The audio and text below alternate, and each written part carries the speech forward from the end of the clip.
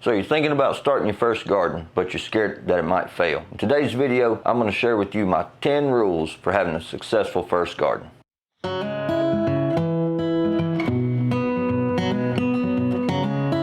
Hello backyard vegetable gardeners, welcome to the Backyard Vegetable Gardening channel. Today's Thursday, April the 4th, 2024, and I sure hope you're having a great day. Knowing how to grow our own food is one of the most essential life skills a person can possess.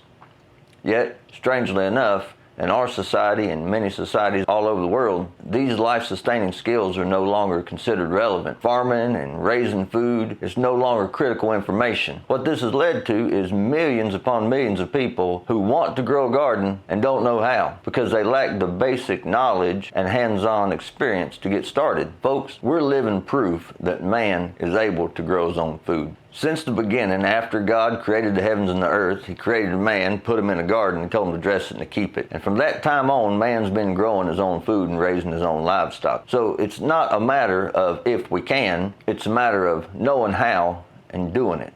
So if you're a new gardener or you're thinking about growing a garden for the first time, these 10 simple rules for growing a successful garden will greatly increase your chances of success this year. This video is part of our Beginner Gardener series, which is aimed to teach new and aspiring gardeners everything that I wish I had known when I first started my first garden. So if you're a new gardener or you're thinking about growing a garden for the first time, these 10 simple rules for growing a successful garden will greatly help you. And the first rule is start small and keep it simple. Guys, I can't stress this enough. Your first couple years gardening, you have no business trying to tend to a 30 by 30 plot. What you want to do is start with a little 4 by 4 garden bed, or maybe a 4 by 8 garden bed, or even some containers. I remember the first year that we started our garden. Back in those days, all of my children still lived at home. Since then, my oldest daughter's been married and moved out and given us a couple grandchildren, one more on the way. But in that first year, each of us had our own little 4 by 4 box. And what we did was, we reached out on the internet and we found this book right here, Square Foot Gardening by Mel Bartholomew. And guys, I'm gonna tell you, we had lots and lots of success and a lot of fun that first year. I really don't think we could have been quite as successful if we would have tried starting to plant things in rows and if we didn't have a resource such as that book. Now there's plenty of books out there. You pick whichever one you like the best, but I highly recommend Square Foot Gardening by Mel Bartholomew. Greatly help you. And the second rule is buy your seedlings. Don't try to grow from seed. I know that's not what a lot of folks want to hear, but I'm just going to tell you, even this year, I've had problems germinating certain seeds. In fact, the marigolds that I've got right back here behind me, that's the third time that I've tried germinating those seeds. I have never had that much trouble germinating marigolds. I don't know what's going on with them. This last tray was a 16 cell tray and only 9 marigolds come up, and I put 2 seeds in each cell. And that is the third time that I've tried that. It's all right. Let's see here, get my bearings about me here. Right up here is some more herbs that we've started for the second time. Now, we started a tray full of herbs a month or so back. Most of those germinated, but some of those plants, some of those seeds like the rosemary and the chives and the garlic chives, they didn't do so hot. So we're having to start all over so we can have some to put out there. When you're first learning to grow your garden, you want to focus your efforts on learning how to take care of the garden out there. You don't want to focus on all this stuff behind me. Now, I'm not going to tell you not to, but I'm telling you, if you want to increase your chances for having a successful first garden, go to one of your local nurseries, your local greenhouses, even some of the produce stands, and buy your seedlings there.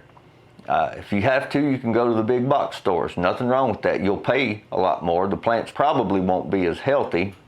We're really fortunate. We've got several good produce stands around here and quite a few quality greenhouses and nurseries, so It's really easy for us, and we've got a wide selection of plants that we can choose from. And I know what you're going to hear on the internet, well, you need to grow from seed because you got a greater selection, and that's true. And we grow most of ours from seed, but when you're starting out, you don't want to burden yourself down with that stuff. You just want to go buy you some good healthy seedlings. That way your chances for having a successful garden are much greater. The third rule is selecting plants that are easy to grow.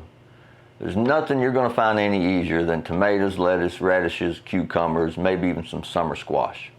If you do yourself a favor, pick you out some disease-resistant varieties, I promise you, you'll thank me for it later. And just for an example, the first year we grew in those 6 4x4 boxes, every single one of us decided we was going to grow at least one cucumber plant.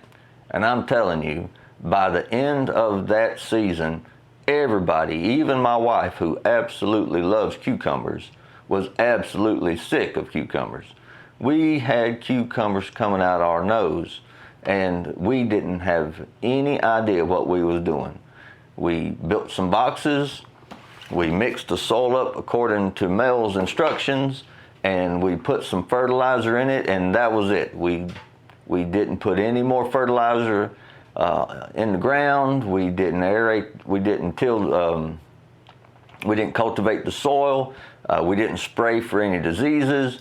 We just let the stuff grow and took what we wanted and helped it train up the trellis, and that was it. That first year, everybody had tomatoes, and while our tomatoes didn't do as good as they do now, we were all very happy with what we grew on those plants. Beans, and some of us even grew peas. Wouldn't grow peas if I was you, because it's not that peas are hard to grow, peas are easy to grow. The problem with peas is you got to grow a lot of them, unless you're growing like snap peas or something like that. But shelling peas, same thing with like cow peas, but what we call black-eyed peas, boy, you sure got to grow a lot of those things. Any of your shelling beans, same way. And before we move on to the next point, I will add green beans are pretty easy to grow, but you're not going to grow a whole lot of them in a 4x4 box. What we like to do is do the row method for those. So if you just had to experiment with the row garden, green beans would be a good choice. And moving on into rule number 4, and that's don't get in a hurry. Guys, I know it's spring, but there's a reason I'm inside filming this instead of outside.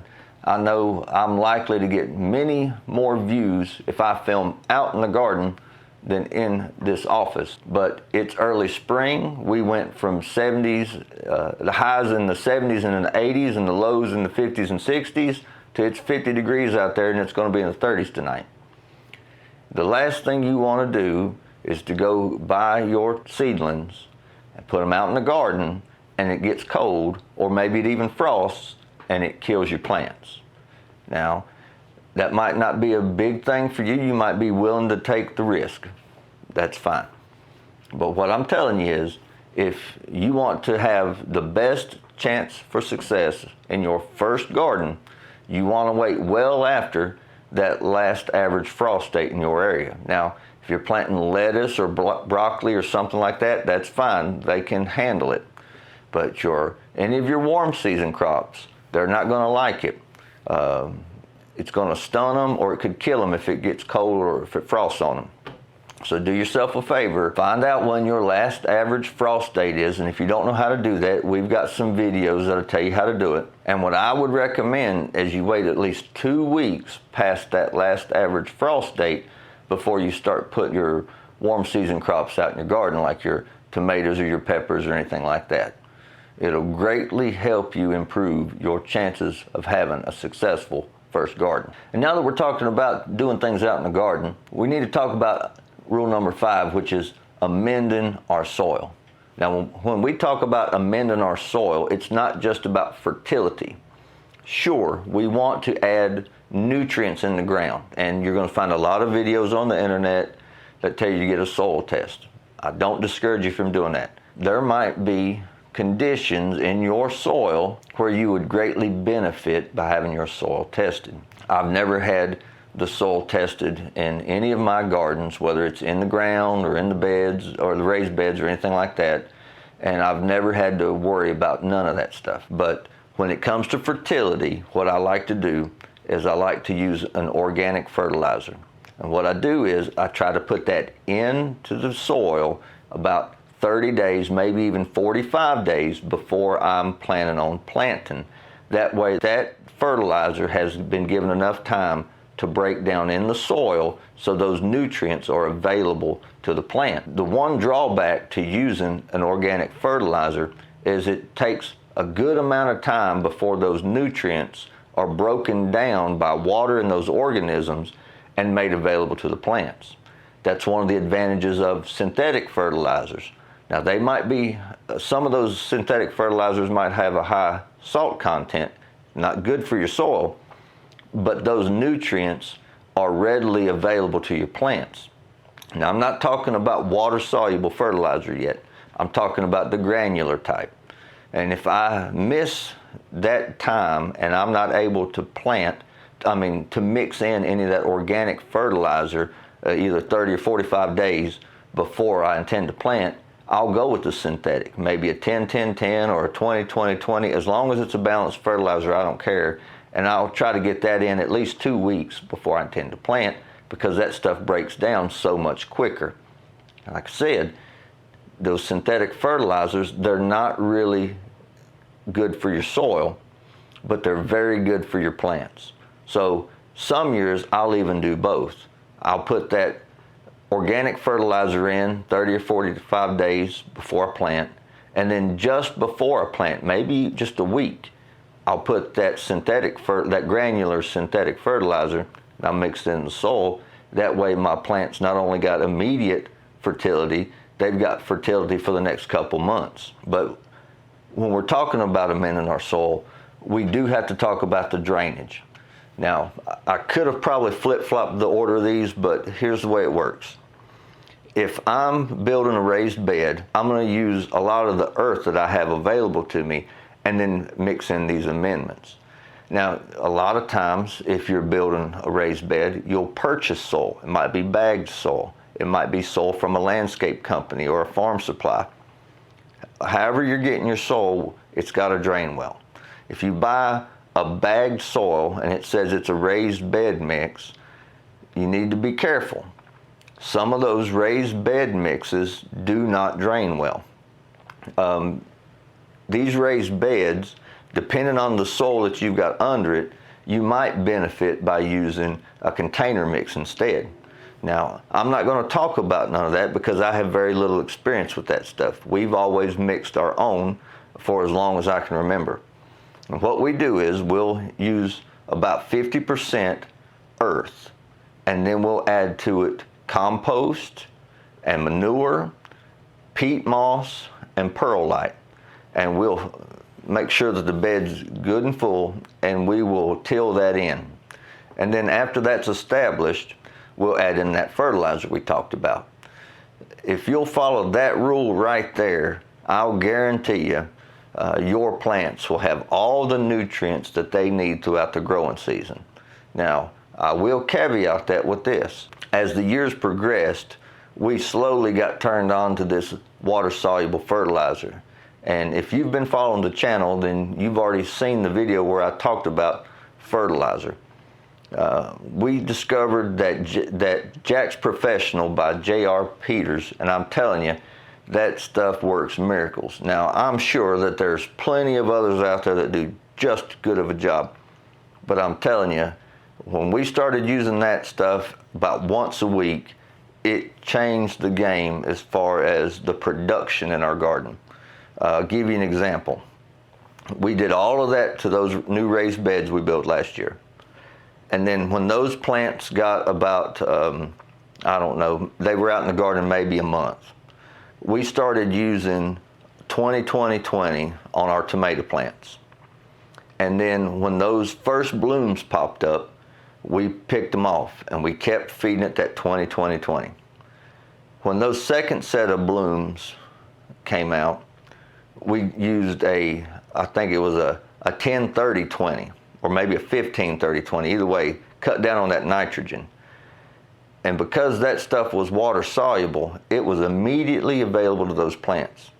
And the schedule that we used was every 7 days. Now we watered them every day, sometimes twice a day, depending on how hot it got. But our fertility schedule was every 7 days. I have never in my life grew so many tomatoes. It was unbelievable. On those Martian giant tomato plants that we grew, they're an indeterminate. We kept them topped about 7 foot tall. On one plant, I counted 60 tomatoes. It just blew my mind. So amending your soil so that it drains well to prevent those root issues and those disease issues, and adding the fertility to it will greatly improve your chances of succeeding with your first garden. Rule number 6, daily visits to your garden. Now, guys, I know, we live in a busy world. We're all busy. And you don't necessarily have to make daily trips into your garden, but I strongly encourage you to do so. If you go great lengths of time, say once a week or so out in your garden, your plants aren't going to be watered enough. Diseases and pests are going to do more damage than they should, and you're going to increase the workload. Now, there's been a lot of caveats that I've mentioned in this video. I'm going to mention one more. That first year that we grew a garden, honest to goodness, we only had to spend about 30 minutes, 45 minutes apiece in our gardens. They were a 4x4 box. 6 people taking on 6 individual boxes. Wasn't a lot of work. Well, now I've got about 3,000 feet of garden space, not counting the fruit trees and the bushes and stuff like that. I remember one year in June, we have a meeting. It's a camp meeting.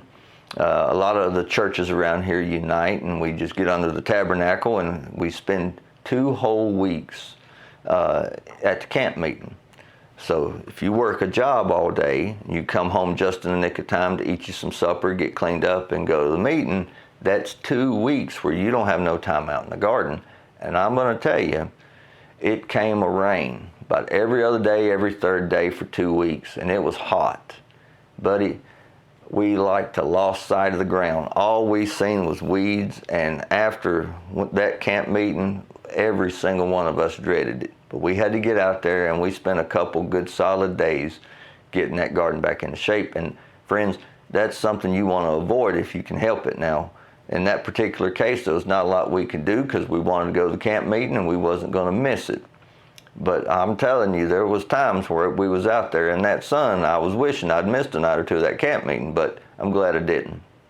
And another example is, if you're out there every day, you can find signs of pests and diseases. Just the other day, I was outside, and we have a little tub full of strawberries that my wife's grandfather had gave me last year. And not all of them made it, only 2 of them made it. So I was really happy to see that they'd survived the winter and they'd survived being transplanted, all that stuff. So I was looking, and of course it's that time of year, things are blooming, and I seen a strawberry developing, and I was like, wow, that's great, it's a good sized strawberry. And I lifted it up, and right on the bottom of that thing was a worm, and it ate half of that strawberry.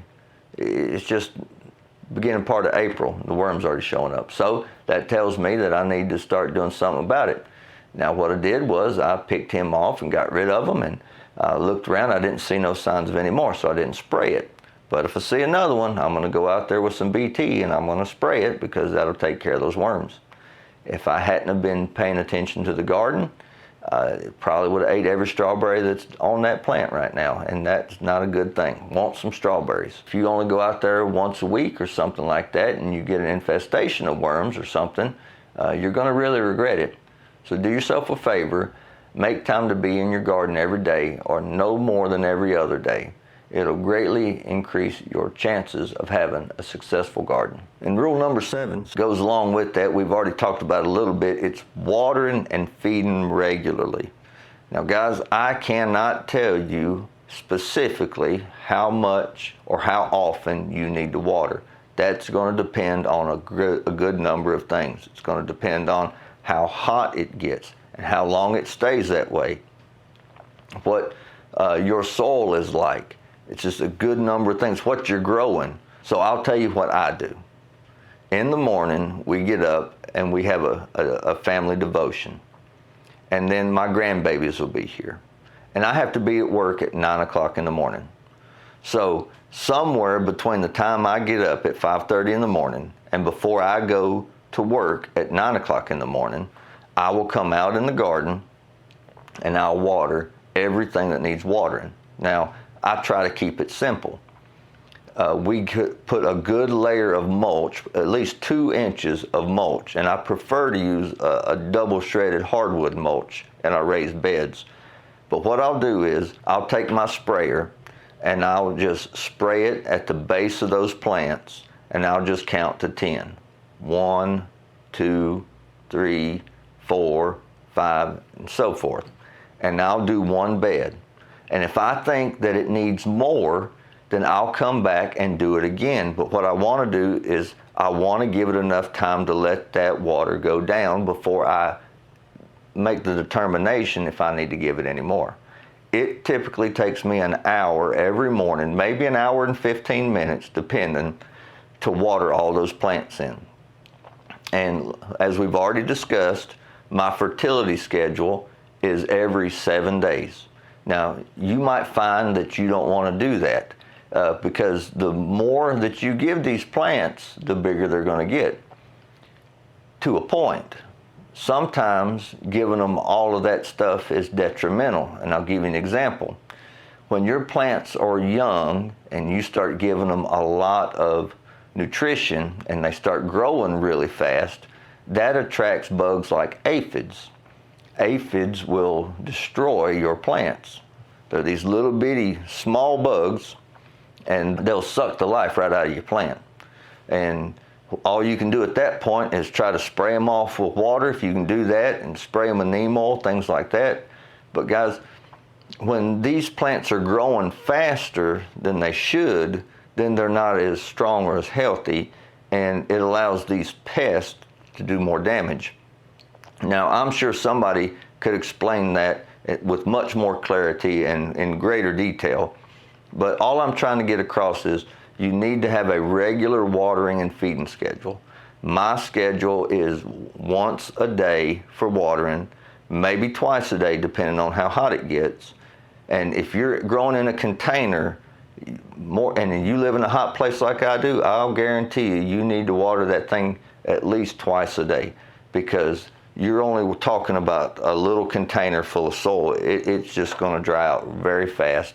So if you could do you some drip irrigation or something like that, that would be highly desirable. For me, it's worked well to water in the morning and then fertilize. And my schedule is, I just make it easy, Friday. Friday evenings is when I will fertilize the garden. And rule number 8 has to deal with pests and diseases. Guys, there's no way around it. Your plants are going to be affected by diseases sooner or later, and the pests are sure to come. So you're going to have to learn to spot it. Now, in this video, we're not going to go over a lot of detail about this because we can be here for months. There's just so many things, and it all depends on where you live, what you're growing, and all kinds of other things. So I'm just going to give you some examples. Where I live, we have lots of high humidity, and that's just a breeding ground for mold and fungal issues. We have to learn to deal with it. It's something we expect every year. It's no big deal. One of the things that we do is like with cucumbers, the cucumbers will grow, we'll get a harvest or two, and if they get affected by anything like that, we just chop them down, throw some more in, because we've got a long growing season and we can grow at least 2 crops of cucumbers. It's no big deal. As far as that goes, Japanese beetles are another thing that we really have to be concerned with. Every June, they move in about the first, second week of June like clockwork, so we've got to be ready to do something about it. A lot of people go out there and pick them off and this and that, and that's fine if you don't have a lot of them. But if there's a lot of them, you're going to have to learn to spray and use some kind of, it don't matter to me what you use. We try to use organic pesticides if we have to do that. But another one is worms, and worms, boy, they come during the springtime, and then another band of them comes during the fall. And There's nothing you can do to stop them. They're gonna come, and you gotta learn to deal with them. So if you want to have a successful garden, you need to expect them, and you need to be ready for them. We might make a video that goes into much more detail about this stuff, but for now, we're just gonna leave it real simple. The pests are gonna come, the diseases are gonna show up, and you've got to learn to be ready. Now, you can find several books that'll help you, and we live in the day and age of YouTube, so there's plenty of videos. There's even these little bitty, these apps that you can put on your phone where you can take a picture of the bug or the leaf or whatever, and it'll greatly help you. So for rule number 8, just to keep things simple, keep the video short, you need to learn to deal with pests and diseases the best way you can. And that's going to lead us into the 9th rule, which is take notes and keep a journal. Now, honestly, I probably could have left this one out because it's not really going to help you a whole lot this year other than get you in the habit of doing it. But it will help you tremendously as the years roll on and you grow gardens from year to year to year. What you're going to want to do is you're going to start out simple. This year I'm going to grow a celebrity tomato, or I'm going to plant some Yukon Gold taters or something like that. And you're going to say, this is where I bought them from. You might even put this how much I paid for them. It wouldn't be a bad idea if you're a bargain hunter. But this is the type of plant I got, and this is when I planted it, and this is where I planted it, and this is how I watered it, and these are the diseases that I've had to deal with, these are the pests that I've had to deal with, and this is how it turned out at the end. It's really that simple. You can get much more sophisticated. You can say, well, this is the plant I bought or the seed I bought, and this is who I bought it from, this is the lot number, this is when it was supposed to be used, this is how many years I kept those seeds. Especially if you start saving seeds, you're going to say, okay, well, this was the first time that I planted this seed, I harvested the seeds, this is how those seeds did, I harvested those seeds. You know, those breeders, they find a lot of information valuable. Now, for us backyard gardeners, typically, what you're going to be interested in is, this is what I planted and where I planted it. A good example of how that's useful, if you do crop rotation. You're going to know, okay, I put this in plot 1, and next year I'll put it in plot 2. Something that easy. Or I bought this variety of plant and it did really good. Or I bought this variety of plant, it didn't do good at all. It might be that it just don't grow good in your area. It might be you did something wrong. It might be a pest issue, a disease issue, good number of things. And by creating a journal, you're going to have a wealth of knowledge available to you for years to come.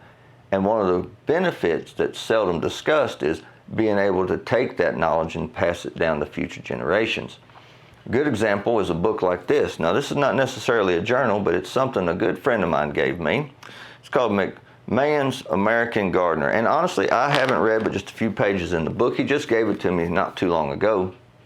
And it's about a man who is a very esteemed gardener. And Thomas Jefferson actually asked him to take care of his gardens and tell them how to do it. And one of our presidents early on in American history even asked him to consult on how we're to cultivate here in the New World. And having a resource like this is very desirable. And I'll just give you a spoiler. The reason I haven't taken time to read it is because the format of the book, it's not, okay, here's how you grow tomatoes and that stuff. It's like, this season, here's the things you do, and at this time of the year, here's what you do, and so forth. It's just not my preferred form of reading. It's just a different format for me, and hopefully this winter I'll take some time to read it. But guys, like I said, doing a journal might not benefit you greatly this year, but it certainly will get you in the habit of doing it. That way you have this library of knowledge available to you years down the road. And finally, the last rule, rule number 10, have fun. You know, guys, there's a lot of things we're going to do out in the garden. It's not going to be fun. There was a time where I enjoyed sweating. I'm past that in my life now.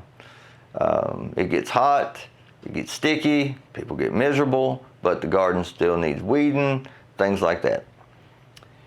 So it's really important that you do things that are pleasant. A good example is we built this pergola last year, and the plan is that we're going to put grapes, let train grapes to grow up the side of it, cover the top. We're going to put some string lights under it. My wife's got these 2 little glider rockers we're going to put under it, and hopefully in the cooler times of the day, we're just going to go out there and just have fun.